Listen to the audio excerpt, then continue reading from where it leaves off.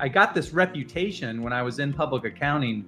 When you have this complicated tax issue, go see David. But I got this reputation of if you needed anything solved in Microsoft Excel, like with spreadsheet, you were to go find David Hern. And so I just got this reputation. And to me, it was kind of God's way of showing, hey, dummy, I've been telling you the whole time, this fork in the road, accounting versus finance, you should have chose finance. And so it took me a lot longer to wake up to that than most people. These are the things that you don't know when you are changing your track, when you are getting to your favorite things. And sometimes your favorite things aren't your favorite. But at the end, it creates a transferable skills. That's the point. There's always two parties on opposite sides of each other. Usually these two parties are opposed in terms of value direction. Usually inherently one side is skewing to the low and the other side is skewing to the high. So the example I'll always give people is usually like with, the IRS or some kind of taxing authority. Usually that authority might skew high because they have tax dollars they're trying to collect, and the business owner may skew low in that example.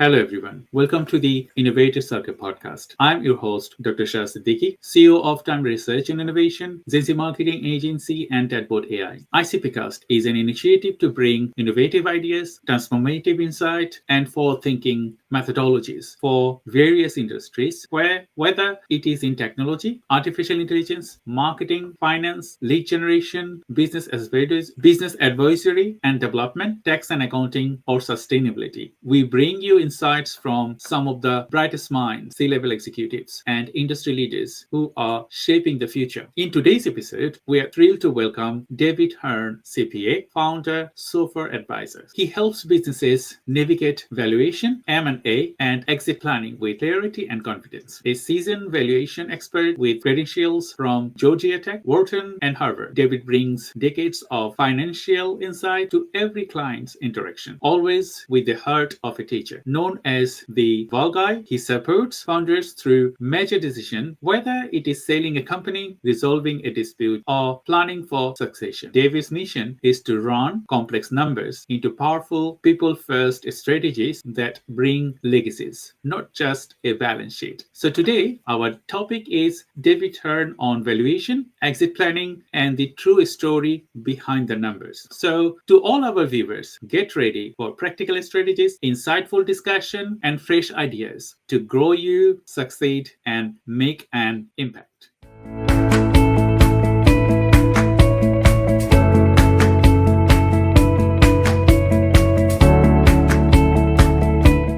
Hello, David. How are you today? Better than I deserve. How are you? I'm fine, thank you. Thank you very much for joining today's Innovator Circle podcast. As you know, that it is designed to discuss a specific methodology from end to end. We're going to be covering 12 individual questions, and as well as we're going to be touching some personal things that you wanted to share with our viewers. We have different type of viewers in our channels, and most of them are entrepreneurs, and they wanted to learn from the industry experts. So thank you for coming and sharing your thoughts. As you know that we're going to be asking you different type of questions. So Thomas, my first question to you, can you please provide a brief overview of your business and share what inspired you to enter through the field? Sure, I'd be happy to. And thank you for having me on. I really appreciate it. So I got into this, I was directly exposed to this type of work as quite a young man. I was at university at Georgia Tech, and I was really actually trying to break into public accounting at the time.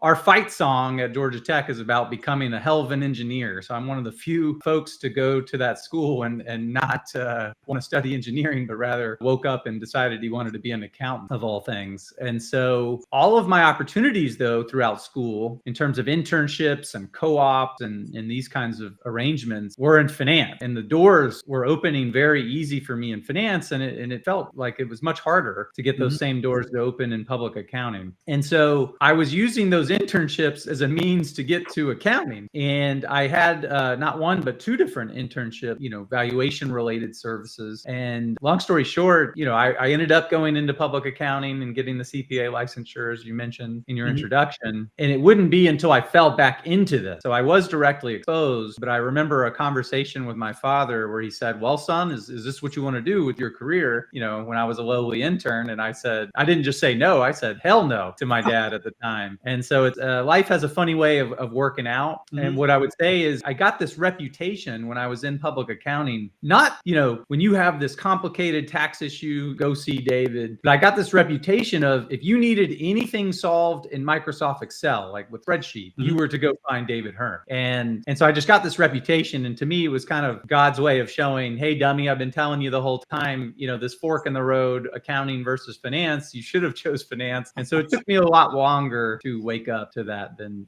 most people. So that's kind of how I indirectly fell into this, ran from it after getting directly exposed, went into public accounting. Then I got into investment banking, of which a good bit of this is in there. And then I would ultimately, because of a bunch of different reasons, decide to come back, if you will, to be the comeback kid. So that's kind of my quick summary of how I got back into valuation related services. Thank you, David. That was a great add-on because, as I myself a father, I'm not sure that if you're married or if you have children, my son, he follows me, okay? And he wanted to do those kind of things that I love to do them. So I think there is an essence with you and with your story with your father that it's just like a different attachment. Can you tell me a bit more, although this is not a related questions, but I wanted to know a bit more about your father, like, okay, why he influenced you or maybe given you some direction to get to this point. So I don't know that he necessarily influenced, at the time, he obviously wanted me to find something that I could be passionate about and that would lead to opportunities for me that would give my future children and his future grandchildren, right, opportunities that, he didn't get and his father didn't get and so forth. So I think innately, my dad really was just most concerned with wanting to make sure that his son was continuing that lifelong learning aspect that's important in our family and that would land somewhere and would develop a good career that would provide stable,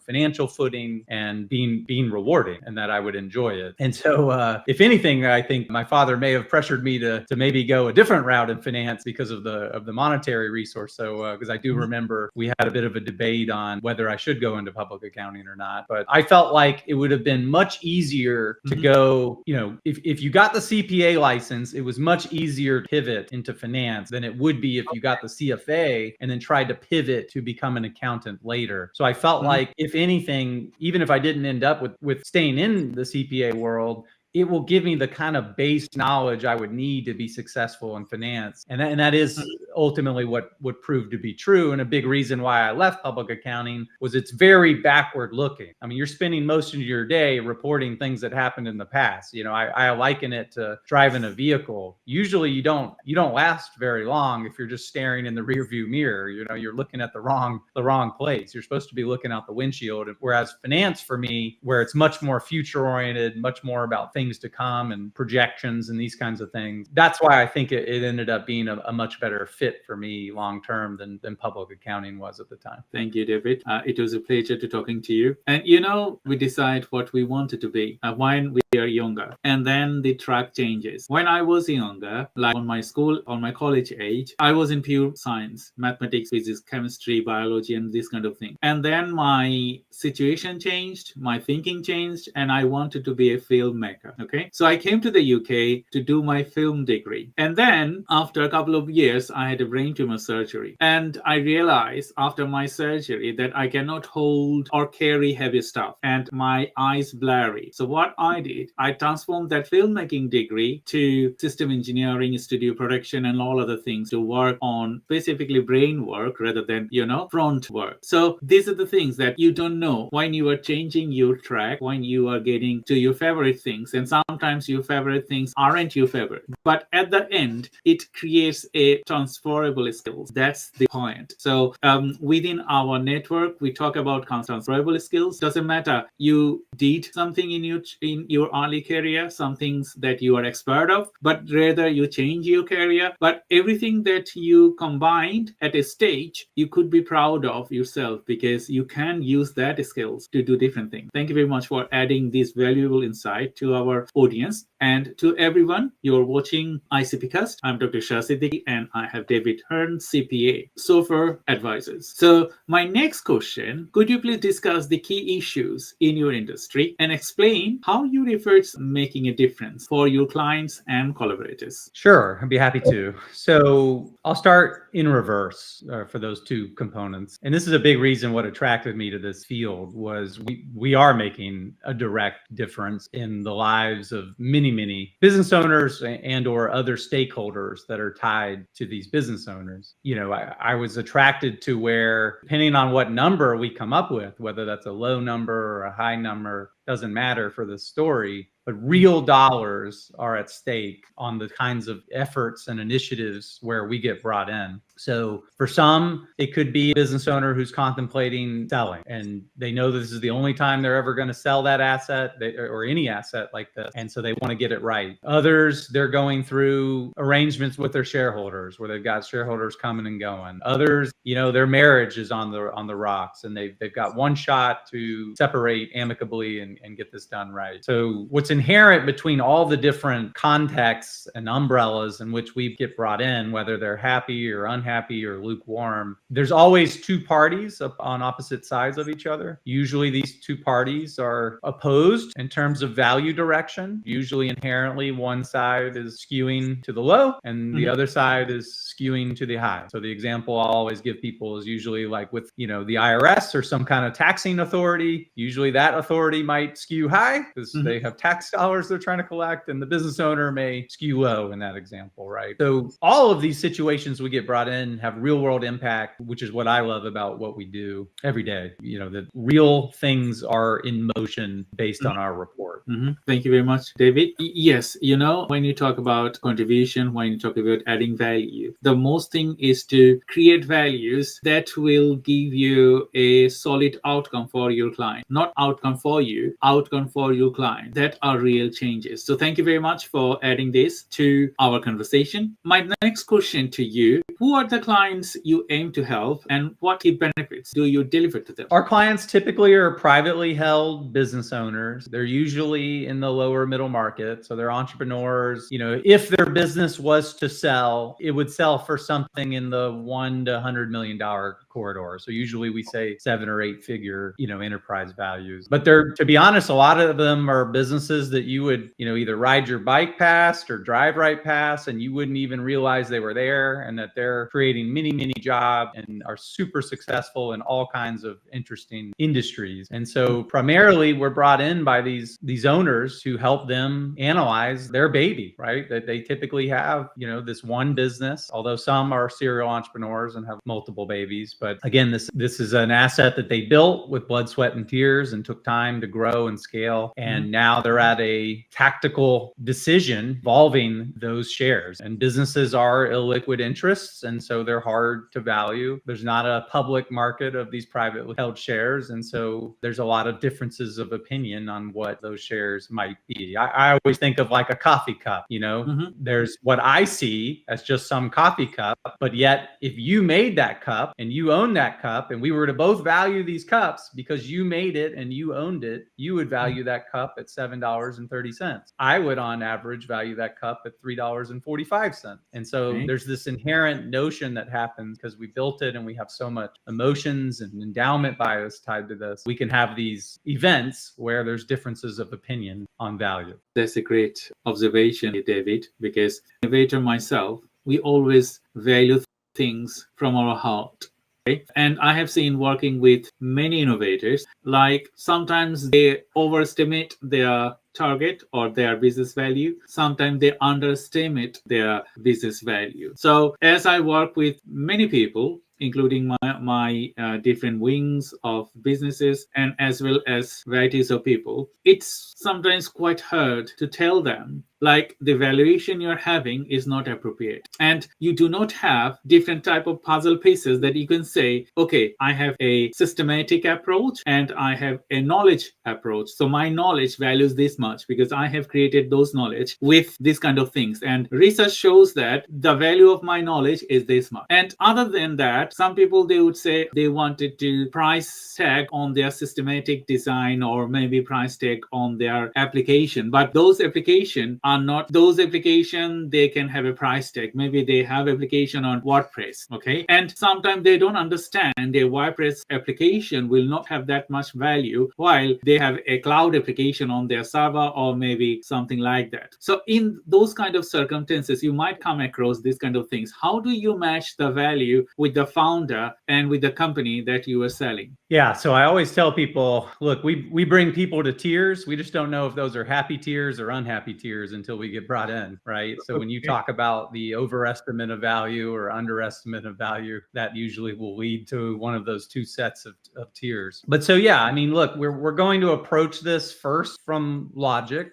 There are certain ways to do valuation. There are certain methods that apply in certain situations and certain approaches that apply in certain situations that, you know, books have been written about. Sure. But there's a lot of art in valuation as well. And so, however, when I talk about art, and I'm not a big, you know, I wasn't like an art major, so I'm not big, you know, art buff, but, you know, when I have been to a museum, which usually contains, you know, I would think beautiful pieces of art that are highly valuable and these kinds of things, but I still think we would have people that may differ on what these pieces are worth. Now, if I look at a canvas and I see this artwork, if I'm looking at something like a Pollock, and you ask me to describe what I see, I mean, I might be honest and say, this looks like something my 6-year-old did in kindergarten. You know, I just don't see how this is worth so much potentially, right? Or we could go to the most famous painting in the world at the Louvre, which is actually a quite small painting that was made famous because it was stolen, which is the Mona Lisa. And at least there, I can see a woman standing there. You know, and you and I may have differences of opinion of what we're looking at then, but I would think we would settle on who it was. You know, yeah, maybe our differences are more like, well, is she smiling or is she smirking, right? But those differences are much narrower. So what we're trying to do with valuation is to spend enough time in due diligence, vetting assumptions, in order for you and me to look at the same painting. Yes, we will still have differences, but we want it to be the realism art painting, like the Mona Lisa, where, you know, yes, we have differences, but they're much smaller and much more minor, right? Whereas if we have valuation differences that are more like the Pollock, we're just never going to get there. There's just, it's too big of a gap. And so what makes or breaks any valuation is really going to be that diligence on vetting assumptions, you know, and that's really where the art comes in, right? The less time you spend vetting these assumptions, the more you're going to have these deviations, what people see. I just have another question to ask you, because I came across this kind of situation quite often. Like, okay, you don't have a system. So when you evaluate a company, do you ask them, okay, I think that we cannot sell your company right now, but if you tweak this bits, if you do work maybe a year or so on, we can rethink to evaluate your company and get a higher price tag. Do you do like that way? Or you just, if someone is wanted to sell their company, you just evaluate them and sell their company? So I really appreciate you asking this question, because this gets to the undertone of of really the true thing that matters. So most often someone will come to us with any situation, not just your sales story, but any situation, and they will first come at it with a tactical need. And we're going to need to do the latter of what you said first, which is just, what's the score? I call them scoreboard moments. You know, am I winning or am I losing, so I can make this immediate decision in front of me? So let's assume for a minute that the answer is the losing score. It's the unhappy tears. And so we're not going to get the millions of dollars we thought, and we're not going to get the yacht and whatever, you know. Okay. But this is when we try and get clients to now shift from viewing valuation as merely this once in a while tactical tool to answer these scoreboard moments, right? Like, should I sell because there's someone in front of me off? Then we get into what you hit on, which is brilliant, which is, instead instead of tactical, it's strategic. Instead of a scoreboard now, it's a roadmap, right? Which is how can we use this technology, this tool, this know-how and valuation to now go where we want to go. We told you you're worth 5 million, but you want to be 10. That is when you make a major mindset shift and start using valuation no longer as a once in a while tool, but now a vital North Star type technique or KPI measure that now then becomes part of your processes. Everybody looks at financials on some cadence. They should be looking at their enterprise value on some cadence in order to start doing the things you're talking about, which is what can we change in what order to add the most amount of valuation and enterprise value, which means transferable value, meaning someone will pay you more based on making these changes. So that's really where the fun begins, is when we can get clients. Yes, we'll help them answer that tactical need, but then what do we do next, right? How can we get more people to want you? How can we get those offers higher? That's really when valuation gets fun to me, and helping owners think through the risks in their business and how they can start to address those risks in order to create that value. That's a great answer. I love this. I love this answer because, when you work with different type of people, they think, okay, they are the best. Their systems are best. Yes, I understand that. Every founder, every CEO, yes, they are best. That's fine. But what if it is not best that you think? So it's better to talk to a person like you, like, okay, I think that this is best, but on your examination, the way you say it, the scoreboard, if this business is score up, middle, or low? You need to see that. And then based on that, you change your tactics, maybe change your decision, not selling it right now, working with you, and sell it a little bit later when you think that you change the scorecard from lower to middle or maybe higher. And I think that is the right way to do. But sometimes, you find different type of customer, they don't want to wait and they wanted to sell it very quick, and they don't want it to earn based on their brain or investment. They just wanted to exit. So we're going to be talking more about that. Thank you very much, David, for your contribution today. Can I add 2 quick anecdotes based on that? Yes. So the first is more an analogy. And let's say we focused, instead of like your value, of your company, let's talk about like your health, right? Which may be another score, now on the personal side instead of the business. Where would someone turn to? Where might they begin? Most people might finally awaken to be saying, hey, you should probably go to a doctor, And so what happens when they do that? Well, if it's the first time I've ever seen you and I'm your primary care physician, and it's the first time you've ever been to me, right? We need to run tests. We need to do an executive level physical. We need to establish a baseline. And like you said, is it red, is it yellow, or is it green right now? And so we're going to run all kinds of tests on you, on all different aspects of you. And that is now going to give us the framework to begin the fun, which is you're telling me you want to improve this, right? You want to go from the red to the yellow with eventually the goal to get to the green, right? Well, you're going to go make changes based on our discussions. And then and what are we going to do? We're going to remeasure you in a year. You're going to come back for an update. We're going to see in the blood and in your gut, did the things you changed lead to health improvement? It's the same with the valuation. We've got to do an initial, okay? We got to establish the score, but then let's make the changes and let's see what happens in a year. The only other thing I wanted to point out when you mentioned about the rushing at the end kind of thing and be done, it kind of reminds me, both myself and anyone else that's like me who hates packing when it comes to traveling. It doesn't matter if I'm traveling for work. It doesn't matter if I'm traveling for fun. I will literally wait until almost the last minute to where Waze is telling me you need to leave the house right now to get to the airport, or you're not going to make it. Then I start to think about packing and I rush and I just shove things in a bag. That is how most owners treat exit planning, which is they don't think about it until they absolutely have to, and they extremely rush at the end. Some of them will make it to their destination, but I promise you they're going to make it there high stress. It wasn't efficient. They probably didn't have everything. I can't tell you how many times I get somewhere and I'm like, oh crud, I forgot a belt and now I got to go buy a belt. I've forgotten shoes before. I had to go do that in Austin, Texas.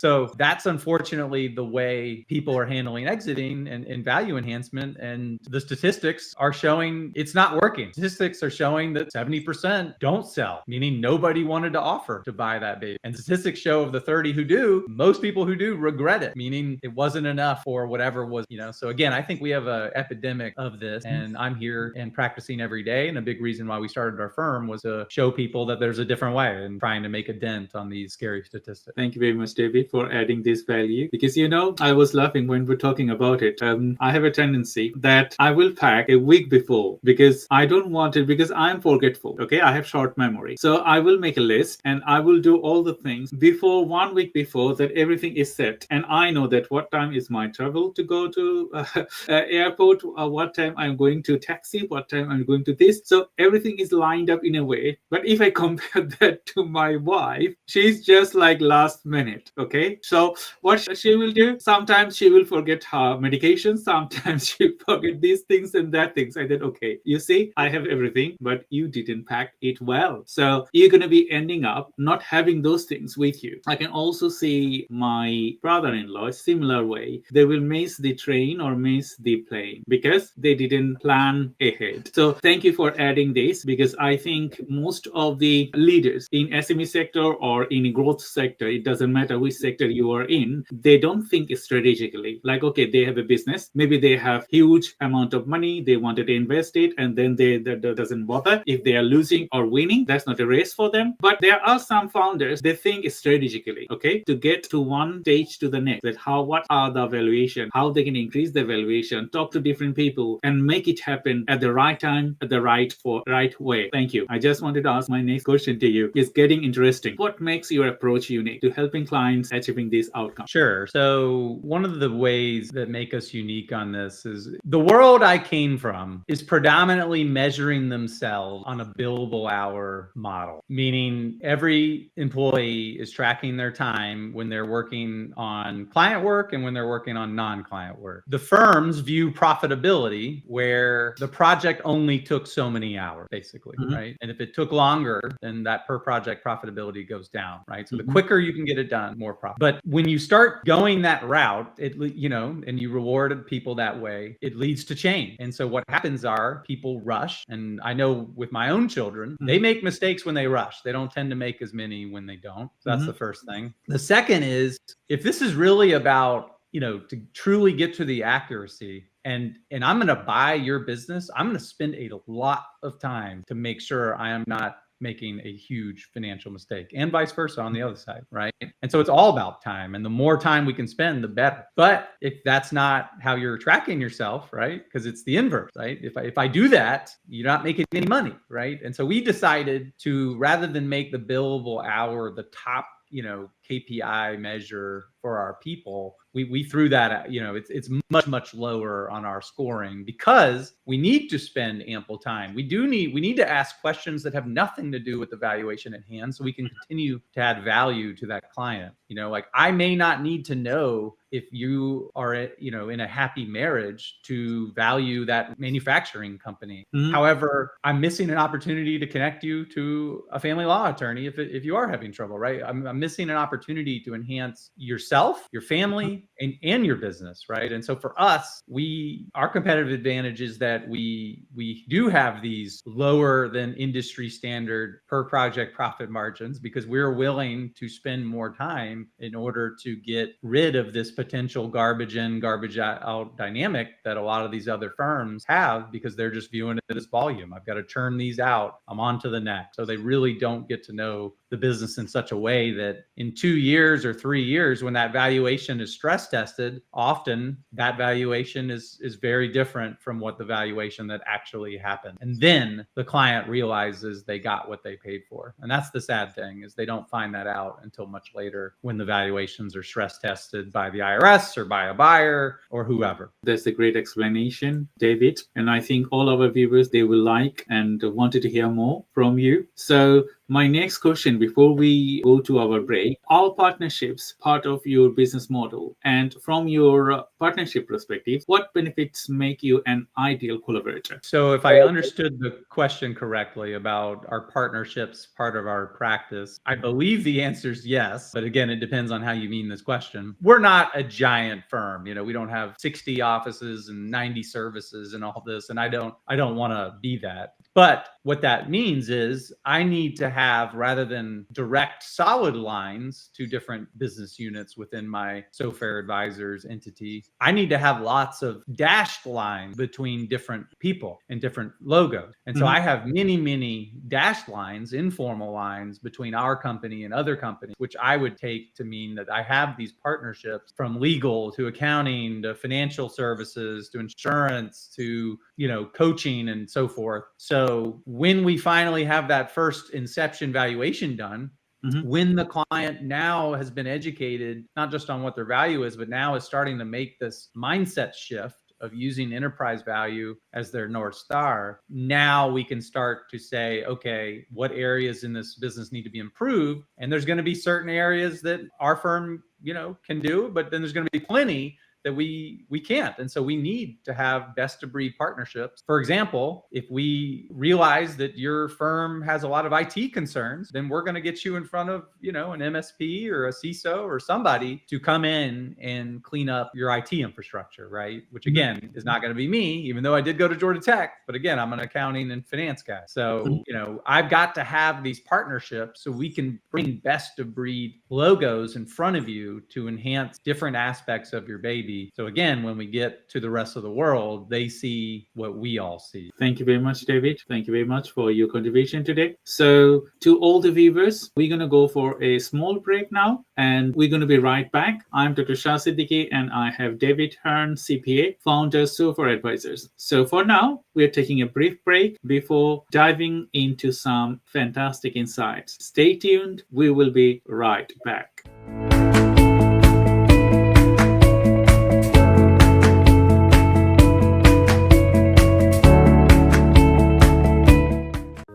Great conversations start with thought-provoking ideas, and visionary leaders turn them into reality. Meet Dr. Shah Siddiqui, an entrepreneur, AI strategist, and business growth partner dedicated to helping professionals and companies push boundaries, innovate, and thrive to drive transformation. Did you know that 92% of executives consider digital transformation and AI adaptation are essential for staying competitive in today's market? Furthermore, companies that use data-driven insights for decision-making also see a 23% boost in profitability compared to those that don't. Through ICPcast, we bring together the brightest minds in AI, business, finance, marketing, and other tentative fields to deliver strategies that drive measurable success. Dr. Shah is the founder and C-level executive and leads multiple startups, including GenZ marketing agency, Neurodivergent Business Consortium, NBC, Time Research and Innovation, TRI, and Green Threads DPP. He is AI and technology expert and helps businesses harness AI for scalability and efficiency. He is a sales and business growth strategist and the creator of the Sales Funnel Accelerator, SFA program, to guide C-suite executives to maximize conversions and revenue. You might be surprised to learn innovation isn't just about your ideas. It's about execution. In fact, only 10% of companies successfully turn their innovative ideas into scalable strategies, while the rest struggle with execution.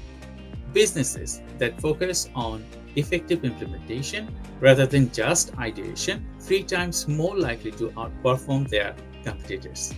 After working with industry leaders and disruptors, I have learned one thing: success isn't just about what you know, it's about how you apply it. That's why I created Sales Funnel Accelerator and ICPcast to provide actionable insights that you can apply right way to drive business growth and innovation. Podcasting is now one of the most powerful tools for business influence, with 80% of listeners taking action after hearing expert insights. And when it comes to driving sales, 78% of social sellers outperform peers who don't use social media for business networking.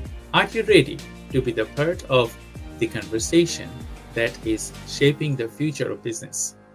Let's explore innovation, strategy, and leadership together. Book your cast with me today.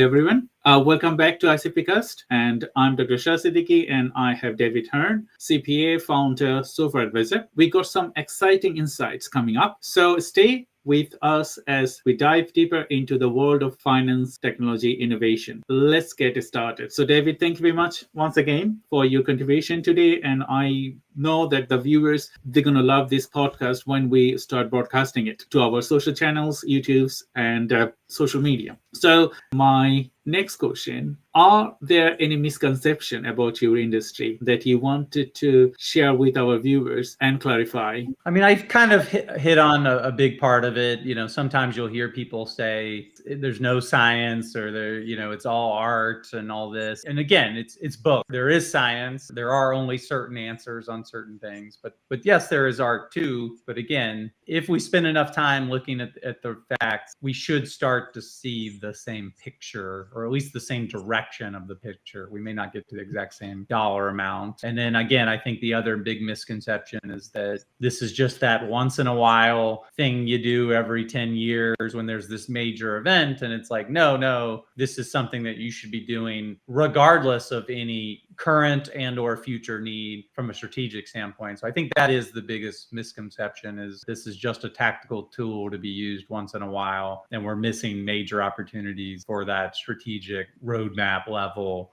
thinking with valuation. Thank you, David. My last questions before we jump into our conversation to some of the fun parts. What advice would you give to the inspiring entrepreneurs looking to make a mark in your field? This won't be that unique. You know, right before I had gone into the entrepreneurial path, a book that was recommended to me was The E-Myth by Michael Gerber. And it was spot on. I mean, your first year, you're wearing so many hats, from, the operator hat to your manager hat to your entrepreneur hat. And you've kind of got to do it all. It makes me think of the picture with the stick and the twirling the glass plates, and yet you're wearing 6 hats at the same time. And that is what entrepreneurship's gonna feel like, if not your first year, certainly in the not too distant future. And I think leaders are readers, and so I would encourage any entrepreneur to read around these topics. I would encourage them to listen to podcasts like yours and others that are sharing people's journeys. I think if they can interview those that have gone ahead and done this maybe 10 or 20 years before them, I think a lot of people are willing to help and share their stories on if only they knew then what they know now, what things they would have done differently. I think that saves people time. And then lastly, I wish I had joined some kind of mastermind group, being around other entrepreneurs on a constant basis. It's invaluable to have these safe places of entrepreneurs to where you can be really vulnerable on issues you're facing, struggles you're facing, because unfortunately having that title can be a very lonely spot.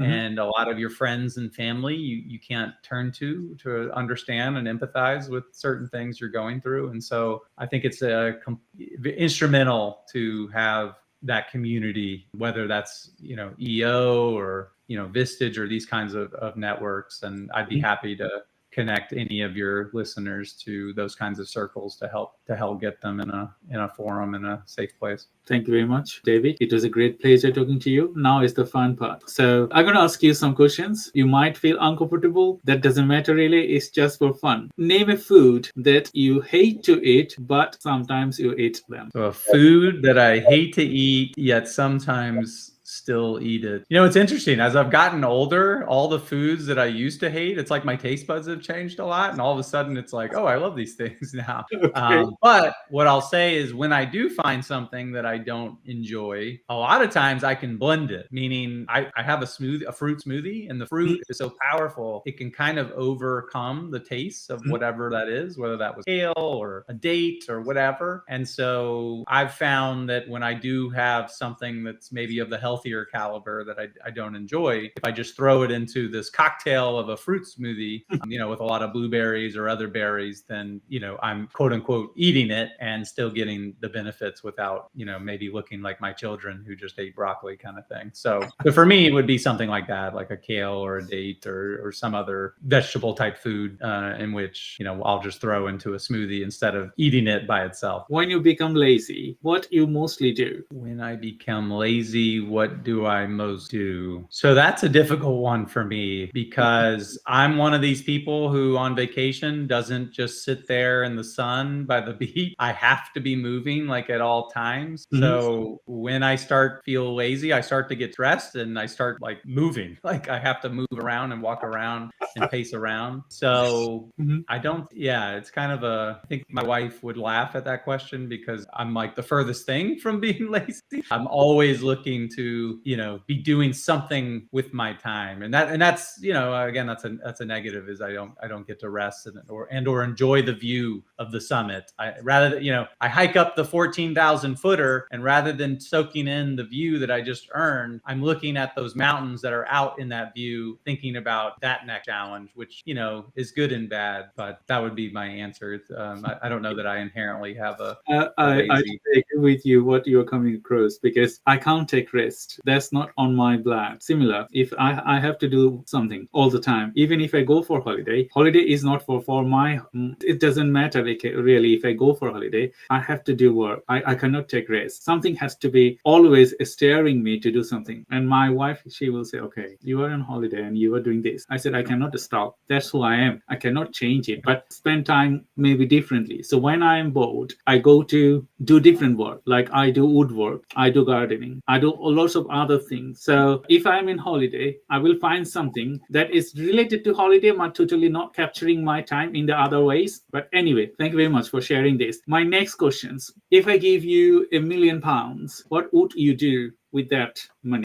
If you gave me £1 million, what would I do with that money? Well, I've never been blessed to have anything close to that type of windfall in my career. And given where I am in life now, I think honestly, I would probably take half of that money and potentially use that for a software as a service startup idea that I have. So I might use some of it for seed capital for an idea. It's an idea that I will regret if I don't at least try. I'd rather fail than not do it. And, I don't think I could live with myself otherwise. So I would use half of it for that. And I would probably honestly give the other half away because, again, I just feel like I'm at a place where I've already been given so much. And so I feel like there are probably others who may need it more. And I would love to impact somebody and see that impact the way people had impacted me and maybe don't realize that they had impacted me in such a way. So I would love to, bless somebody else. Thank you, David. I don't have any question anymore. So it was a great pleasure to talking to you. At the end, I just asked my guests to give some tips to the audience. What would you give it to them from this conversation? Yeah, no, I very much appreciate being invited to your podcast. Thank you again. As far as takeaways, the first is, valuation is an art and a science. It's not just a tactical tool. It is also a strategic planning tool. Let's not just use it as, telling us our score, but let's also use it as that roadmap of where we want to get to, right?